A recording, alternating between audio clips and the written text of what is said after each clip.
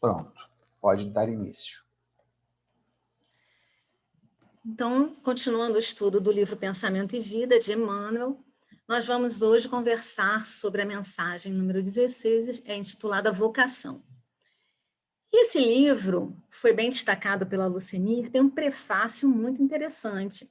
E às vezes a gente mesmo pula, né, o prefácio, já vai direto para a mensagem. Eu mesma não tinha lido o prefácio, então quando a Lucenir apontou isso no estudo dela, eu peguei para dar uma lida e hoje reli. E que interessante essa apresentação do Emmanuel, quando ele diz que ele organizou aqui, né, para a gente, esse livro Pensamento e Vida, com o mesmo título de um material que ele usa para o pessoal que está se preparando para voltar à Terra, para reencarnar. E nisso ele traz essas mensagens que nos orientam com relação à nossa atuação aqui na Terra. Tem uma frase no final do prefácio que diz o seguinte, deixa eu chegar um pouquinho para cá minha câmera. O nosso pensamento cria a vida que procuramos através do reflexo de nós mesmos, até que nos identifiquemos um dia, no curso dos milênios, com a sabedoria infinita e o infinito amor que constituem o pensamento e a vida de nosso Pai. Então, vai falar muito nessa mensagem, assim como nas outras, né, sobre a questão do pensamento, o que o nosso pensamento cria, ele cria vida. E enquanto nós estamos nesse nosso estágio de evolução, ele cria a vida como reflexo de nós mesmos. Mas à medida que nós vamos evoluindo, nós passamos a ser cada vez mais reflexo do nosso Pai. Então, passaremos a ser mais reflexo da sabedoria e do amor infinito de Deus. Então, esse prefácio, ele vai nos indicando o caminho, o percurso que Emmanuel vai seguir no livro. Então, o tema é vocação, e eu preciso confessar, né, até comentei isso com a Adriana, que eu escolhi esse tema, essa mensagem, né, quando eu vi vocação, não tanto pelo vocação, é porque quando eu li a mensagem, falava da parábola dos talentos. Aí eu falei, eu adoro a parábola dos talentos. Então, aí depois eu fui revendo a mensagem, reestudando, e vi, nossa, que mensagem profunda, quantas reflexões traz para a gente, como todas as obras dos espíritos, né, evoluídos que chegam para nós. Então, vocação no dicionário, nós vamos ver que é uma inclinação para qualquer atividade, para um ofício, uma profissão, uma propensão que a gente tem, né? Um pendor, um talento. Então, temos isso no dicionário para vocação. Mas é claro que Emmanuel vai ampliar essa visão de vocação, porque ele vai também expandir essa definição para o ponto de vista espiritual. Ele diz o seguinte, aí que não foi. Que vocação é a soma dos reflexos da experiência que trazemos de outras vidas. Então, a vocação, para nós, né, reencarnacionistas, ela está também marcada, está assim, banhada das nossas experiências de outras vidas, traz esses reflexos. E diz Emmanuel que, comumente, retomamos no berço a senda que já perlustramos, quer dizer, que já percorremos. Seja, agora duas coisas importantes, seja para a continuação de uma obra determinada, seja para corrigir nossos próprios caminhos. Então, quando nós voltamos numa senda que já percorremos, a gente sabe que uma encarnação não é suficiente para a gente dominar um campo do conhecimento, mesmo que ele seja restrito, tanto porque o conhecimento avança, quanto porque a gente não tem um tempo, um delta T, né, suficiente para compreender e acompanhar toda a evolução de uma área.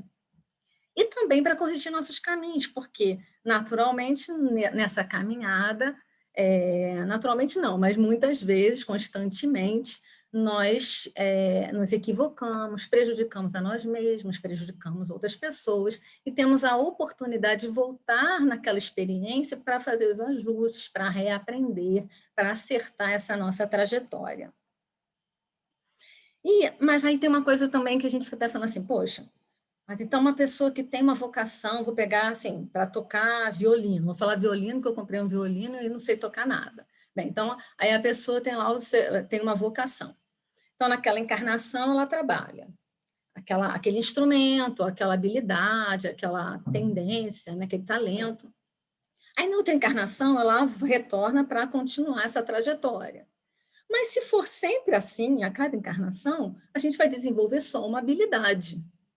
E o nosso objetivo é expandir as nossas habilidades, é compreender a natureza, compreender a melhor maneira de contribuir com a criação divina. Então, tem aqui no Livro dos Médiuns, peraí que eu botei um detalhezinho aqui, ó, lá no finalzinho, para quem quiser depois olhar. É uma explicação com relação a essa questão da vocação. Tem uma pergunta aqui de Kardec. Por que é que um homem de extraordinário talento numa existência já não o tem na existência seguinte? Diz os espíritos. Nem sempre assim é, pois que muitas vezes ele aperfeiçoa numa existência o que começou na precedente, que é o que já foi falado aqui por Emmanuel. Mas pode acontecer que uma faculdade extraordinária dormite durante certo tempo, para deixar que outra se desenvolva. Então, às vezes, a gente não tem uma aptidão nessa encarnação, mas não porque a gente não tenha tido uma experiência em outra oportunidade, mas sim porque ela está adormecida para a gente poder desenvolver outras habilidades. É um germe latente que tornará a ser encontrado mais tarde e do qual alguns traços, ou pelo menos uma vaga intuição, sempre permanecem. Então, por isso que diz Emmanuel que comumente retomamos no berço a senda que já percorremos, já perlustramos, mas é claro que comumente também tem casos em que a gente vai vir com essa vocação, essa habilidade, esse talento adormecido para que possamos desenvolver outras que também são importantes para todos nós, né? Continuando aqui. Bem, depois, Emmanuel fala sobre carta de crédito. A gente fala assim, poxa, carta de crédito, eu nem sei se atualmente tem carta de crédito. Eu não consigo ver o rosto de todo mundo, então eu não consigo ver se os rostinhos fazem assim, se fazem assim, mas a gente lembra que, pelo menos eu e o Ricardo, quando estávamos para casar, né, a gente recebeu uma carta de crédito. E essa carta de crédito era um valor do banco, né, de acordo com as nossas possibilidades financeiras, para se comprar um apartamento. Era um crédito, a gente não tinha aquilo ali, era um crédito que o banco dava, que a gente depois ia acertando de acordo com o nosso trabalho, né? E geralmente, de acordo com as nossas possibilidades, era pouquinho, né? Então era algo que nos era emprestado, né? Era uma carta de crédito. Então, vai dizer Emmanuel sobre isso. Ele vai dizer o seguinte: de qualquer modo, o título profissional, em todas as ocasiões, aí Emmanuel não diz que algumas vezes, como não, em todas as ocasiões, é a carta de crédito para a criação de reflexos que nos enobreçam. Então, é a carta de crédito divino, né? É uma concessão divina para a criação de reflexos que nos enobreçam. Esse é o objetivo. E essa carta de crédito vem como título profissional, mas também pode vir, eu anotei aqui, como família, como recursos materiais, como bens culturais, como recursos religiosos, espirituais, profissionais, recursos educacionais, psicológicos, equilíbrio mental. Aí vocês vão pensando em outras coisas que vocês receberam de carta de crédito para comentar depois se quiserem. Acesso à saúde, acesso à informação, oportunidade de desenvolver o pensamento crítico, corpo perfeito, movimentos, visão, mesmo que não seja perfeito, mas dá para quebrar um galho, né, de acordo com a nossa situação. Crédito, nós temos amigos, comunidade acolhedora, um crédito importante que a gente recebe, participar da evangelização infantil, participar da evangelização juvenil, são créditos que a gente recebe, que a gente tem a oportunidade de exercer melhor, viver melhor nessa encarnação. E cada espírito recebe no plano em que se encontra uma certa cota de recursos para honrar a obra divina e engrandecê-la. Então, porque diz lá no Livro dos Espíritos que a nossa encarnação ela vem com o objetivo da gente buscar a nossa melhoria e para contribuir com a obra da criação, para contribuir com a criação divina, contribuir com o outro, contribuir com o mundo, contribuir com a natureza. E aí vem a parábola dos talentos, porque Emmanuel comenta a parábola dos talentos. Vamos relembrar a parábola dos talentos aqui, que já é bem conhecida, mas vamos relembrar aqui segundo Mateus, porque tem Lucas também, mas vamos seguir mais a versão de Mateus. Um homem ia se ausentar, né? Ele chamou seus servos e entregou seus bens. Aí chamou 3 servos. Para um ele deu 5 talentos, para outro ele deu 2 talentos e para outro ele deu 1 talento. Imediatamente, aquele que recebeu 5 talentos, ele começou a operar com esses talentos e lucrou outros 5. O que recebeu 2 talentos também lucrou mais 2 talentos. E aquele que recebeu 1 talento, ele cavou a terra e escondeu o dinheiro. E tá bom, escondeu lá. Depois de um tempo, né, veio lá o senhor da viagem, e aí ele chamou lá os servos para prestar para os ajustes de contas. E aí ele pergunta para os 5 talentos, e aí, o que você fez com esses talentos? Aí ele diz, senhor, o primeiro servo, entregaste-me 5 talentos. Olha outros 5 talentos que lucrei. Aí o senhor diz, muito bem, servo bom e fiel, foste fiel no pouco, confiar-te-ei o muito. Entra na alegria do teu senhor. Chego de 2 talentos também mostra que lucrou mais 2 talentos. E o senhor fala a mesma coisa. Ele fala assim, tá bonzinho, então, só 2. Não, ele também fala a mesma frase. Muito bem, servo bom e fiel, foste fiel no pouco, confiar-te-ei o muito, entra na alegria do Senhor. Aí chega o que recebeu só 1 talento, aí a gente meio que se identifica, né? Talvez, né? Senhor, conheço-te que és um homem duro, colhendo onde não semeaste, recolhendo onde não distribuíste. Então eu, com medo, fui escondi o talento. Toma aqui seu talento de volta. Aí o Senhor fala, mas servo, infeliz e tímido, sabias que colho onde não semeei, recolho onde não distribuí? Então, porque pelo menos você não aplicou para recolher com juros, né? Aí ele diz, pega esse talento, diz o Senhor, pega esse talento, dá para o que tem 10 talentos, pois o que tem, para o que tem, será dado e superabundará. Isso mesmo. Mas de quem não tem, ser-lhe-á tomado até o que tem. Bem, e aí, o que diz Emmanuel com relação a isso? Que nós recebemos os talentos de acordo com as nossas capacidades. Então, a gente não vai receber várias atividades, vários compromissos, se a gente ainda não consegue dar conta. Deus vai dar exatamente no nosso planejamento espiritual aquilo que a gente pode dar conta. Não vai estar além. Né? Então, e Deus está provendo de acordo com a nossa sintonia, com o nosso empenho. Aqueles que não aproveitam os talentos regressam sem reservas, porque não fizeram frutificar o talento anteriormente. Então, a gente fica aqui pensando, né, junto com essas reflexões, Haroldo Dutra, que esse enterrar o talento, na verdade, ele enterra, né, quer dizer, ele coloca na terra, na verdade, ele coloca só para ele. Ele pega, aplica em coisas do mundo, materiais, na terra, e só em benefício próprio material. Então, aquilo não trouxe nada de positivo, nem para ele, nem para ninguém. Então, quando ele reencarnar, quer dizer, essa volta aí, que o Senhor diz, ele vai ter uma condição de mais dificuldade numa próxima encarnação. E uma coisa que diz Pastorino, ao analisar essa parábola, ele diz uma coisa interessante, que o Senhor não pede de volta o talento. Se a gente for ler a parábola, ele diz, bom, servo fiel, aqueles que lucraram, né? O talento fica com a pessoa, porque aquilo que a gente batalhou com o nosso esforço são conquistas pessoais. Aqueles talentos que vieram pelo nosso esforço pessoal vão ser conquistas da individualidade eterna. E temos uma pergunta, né? Como temos administrado os bens recebidos? Isso está aqui. Como temos administrado esses talentos, essas oportunidades que temos tido?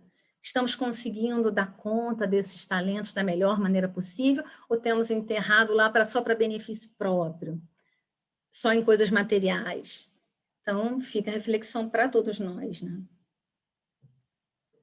Então, diz Emmanuel, na maioria das circunstâncias, nos apropriamos indebitamente das concessões do Senhor, usando-as no julgo infeliz das nossas paixões desgovernadas, no aloucado propósito de nos antepormos ao próprio Deus, diz Emmanuel isso na frase.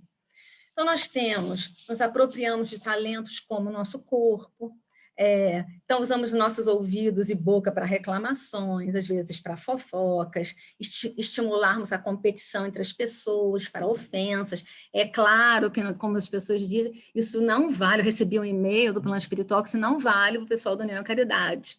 Mas, na maioria das circunstâncias, em outros lugares, né? As pessoas, né, usam, então, esses dons, essas concessões do Senhor, porque o corpo é uma concessão, as oportunidades, a família, toda essa oportunidade aqui que nós temos são concessões do Senhor, né? São talentos que nós recebemos para usarmos da melhor maneira, do ponto de vista do nosso progresso espiritual e também para toda a sociedade, para toda a criação. Muitas vezes usamos a inteligência para levarmos vantagens, para considerarmos e julgarmos os outros como inferiores. Então, às vezes, uma inteligência que seria utilizada para alavancar uma sociedade para o bem, para o amor, para o progresso, ela pode, muitas vezes, ser utilizada exatamente no sentido oposto. E uma coisa interessante também é com relação às nossas profissões, até por sinal, o próximo título, depois de vocação, no livro do Pensamento e Vida, é profissão, né? E nos recorda também Emmanuel que, às vezes, na profissão, nós não dignificamos o outro. Então, quando somos chefes, às vezes, ao invés de alavancarmos o outro para ser uma pessoa que seja valorizada, muitas vezes desrespeitamos, humilhamos aqueles que estão sob o nosso comando, e quando somos comandados, não respeitamos e não colaboramos com aqueles que estão na direção, na supervisão de um trabalho. Diz também aqui, Emmanuel, vou tentar ler, porque peraí, tem uma barrinha aqui em cima, não sei se eu consigo tirar. Daí a colheita dos... Alguém poderia ler só? Ricardo, lê. Daí a colheita dos reflexos amargos de nossa conduta, quando se nos desgasta o corpo terrestre, com o doloroso constrangimento do regresso às dificuldades do recomeço, em que o Instituto da Reencarnação funciona com valores exatos.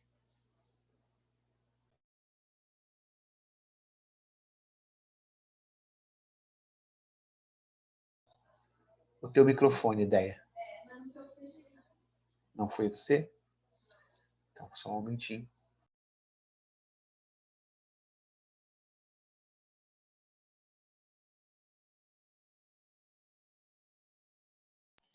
Abri, e eu acho que fui eu mesmo. Bem, então, o que acontece? É a mesma coisa que falar da parábola dos talentos. Então, aquele que não aproveitou, aqueles de nós que não aproveitamos bem as oportunidades numa encarnação, reencarnaremos numa situação muitas vezes mais difícil. Porque a lei da reencarnação vai funcionar e nós vamos... Tem aqui um campo todo ressecado, né? Então, a gente vai colher o que, de fato, a gente plantar. E... Deixa eu voltar aqui. Vamos, então, relembrar a lei de causa e efeito, já que falamos sobre essa questão do plantar e do colher. Um comentário sobre a lei de causa e efeito, deixa eu acompanhar aqui a hora. É que, muitas vezes, nós associamos lei de causa e efeito, colocando como a mesma coisa que lei de ação e reação. E alguns autores vão nos destacar que não é adequado a gente usar da mesma forma, porque, primeiro, Kardec usa a lei de causa e efeito.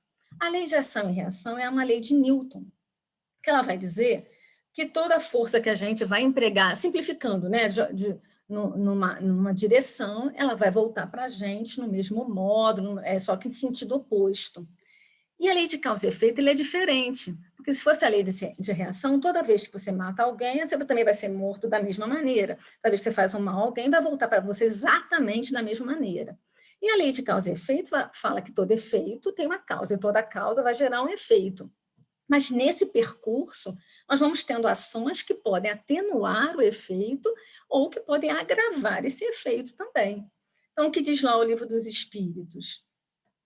Sendo as vicissitudes da vida corporal expiação das faltas do passado e, ao mesmo tempo, provas com vistas ao futuro, seguir-se-á que da natureza de tais vicissitudes se possa deduzir de que gênero foi a existência anterior? Nessa pergunta também tem uma coisa interessante. Olha, ele fala que sendo as vicissitudes da vida corporal expiação das faltas do passado, tudo bem. Mas e ao mesmo tempo que às vezes a gente não dá um foco nessa questão, provas com vistas ao futuro. Então a gente também está se preparando com experiências para o futuro. Nem tudo que a gente passa, é uma expiação, porque eu fiz isso. Não, às vezes são experiências já nos preparando, nos fortalecendo para ações do futuro. Então, seguir-se-á que da natureza de tais vicissitudes se possa deduzir de que gênero foi a existência anterior? Então, dizem os espíritos, muito a miúde, é isso possível, pois que cada um é punido ou vai resgatar naquilo onde pecou, onde, né, errou, se enganou. Entretanto, não há que tirar daí uma regra absoluta. Então, isso é importante. A gente fala assim, a pessoa tem um problema de visão. É porque na outra encarnação ela também fez com que alguém tivesse um problema de visão. Então, não é uma regra absoluta. As tendências instintivas, essas sim, constituem um indício mais seguro, visto que as provas por que passa o espírito são, tanto pelo que respeita ao passado, tanto quanto pelo que toca ao futuro. Então, as nossas tendências instintivas, elas constituem um indício mais seguro. E essas tendências instintivas somos nós que sabemos. Os outros não podem avaliar com intimidade quais são as nossas tendências instintivas, o que nós pensamos, qual é a nossa primeira reação quando acontece alguma coisa. Isso nós é que sabemos e nós é que vamos trabalhar essas questões. Por que falamos de lei de causa e efeito? Porque aí Emmanuel vai dando alguns exemplos na mensagem. Vou pegar a mensagem aqui um instantinho. Aqui. Vai dizendo o seguinte, o juiz que criou reflexos de crueldade perseguindo doentes, diz Emmanuel, costuma voltar ao mesmo tribunal, onde exercer as luzidas funções com as lágrimas do réu condenado injustamente. Então, aqui diz costuma. Então, é uma experiência que poderá passar, mas pode ser que não venha só dessa forma esse aprendizado. O médico que abusou das possibilidades que lhe foram entregues, diz Emmanuel, retorna ao hospital que espezinhou como apagado enfermeiro, defrontado por ásperos sacrifícios a fim de ganhar o pão. Fala do agricultor. Então, vou dando alguns exemplos bem interessantes, bem assim diversos. O agricultor que dilapidou as energias dos colaboradores humildes que o céu lhe concedeu para os serviços do campo, vem de novo a gleba que explorou com vileza de sentimento na condição de pobre lidador. Estou resumindo um pouquinho, né? Artistas eméritos que transformaram a inteligência em trilho de acesso a desregramentos, faltam esses, né? Inconfessáveis, eles reaparecem como anônimos companheiros do pincel da ribalta. E mulheres, vale para homens também, né? Mulheres dignificadas por nomes distintos, confiadas ao vício e à dissipação, com esquecimento dos mais altos deveres que lhes marcam a rota, elas frequentemente voltam às lares que deslustraram na categoria de ínfimas servidoras, aprendendo também a reconquistar os títulos veneráveis de esposa, mãe, pai, né? Vale para todas as situações. Então, as vocações, elas, quando vêm como normalmente construções do passado, com algumas exceções, né, quando vêm adormecidas, vêm como convites para o bom uso desses talentos, e quando não usamos bem esses talentos, a gente vai ter outras oportunidades de aprendizado para tentar aprender o valor do talento. Então, diz o Haroldo Dutra, nesse livro aqui, que ele analisa também, o verbo se fez, e o verbo se fez parábola. Acho que alguém também comentou esse livro aqui no grupo. Que às vezes a gente pensa assim, é aquele que por exemplo, né, pegar um aqui, o agricultor, o dono, né, da plantação, ele vai vir como empregado. Aqui, aí diz Haroldo, que a gente logo imagina assim, bem feito, vem como castigo, né, vai sofrer. Mas ele diz assim, que não é por causa da tarefa em si, é pelo aprendizado que a tarefa vai trazer para a gente. Então, quando a gente usou mal esse talento numa tarefa, a gente tem a oportunidade de vir numa condição inversa para poder valorizar aquela tarefa, para aprender o que aquela experiência deveria ter trazido, a gente deveria ter aproveitado, e agora a gente vai poder usufruir numa outra situação. E, concluindo, a última frase do texto de Emmanuel diz o seguinte: é da lei de Deus, venhamos a colher os reflexos de nossas próprias ações implantados no ânimo alheio. Então, nós vamos colher os reflexos das nossas ações que nós implantamos no ânimo alheio, retificando em nós mesmos o manancial da emoção e da ideia. Então, ó, pensamento e vida, para que nos ajustemos à corrente do bem, que parte de Deus e percorre todo o universo para voltar para Deus. Porque nós estamos imersos nesse amor divino. E quando nós nos desviamos desse amor divino, nós nos afastamos dessa corrente do bem. E, naturalmente, nós vamos sofrer, porque a nossa destinação é o amor. Se a gente não segue o amor e o bem, essa opção, esse desvio de rota nos traz sofrimento. E esse sofrimento vem de diversas formas, o aprendizado de diversas formas, e a gente vai voltando essa corrente do bem, nos ajustamos à harmonia universal, percorrendo, então, essa corrente que vai voltar aí no universo e voltando a Deus. Amigos, essa é a reflexão que trouxemos, assim, sem uma pretensão maior do que a mensagem de Emmanuel já é extremamente grandiosa, a nossa contribuição é pequena, é claro, frente a tudo que Emmanuel traz, mas tomara que a gente possa ter contribuído de alguma forma.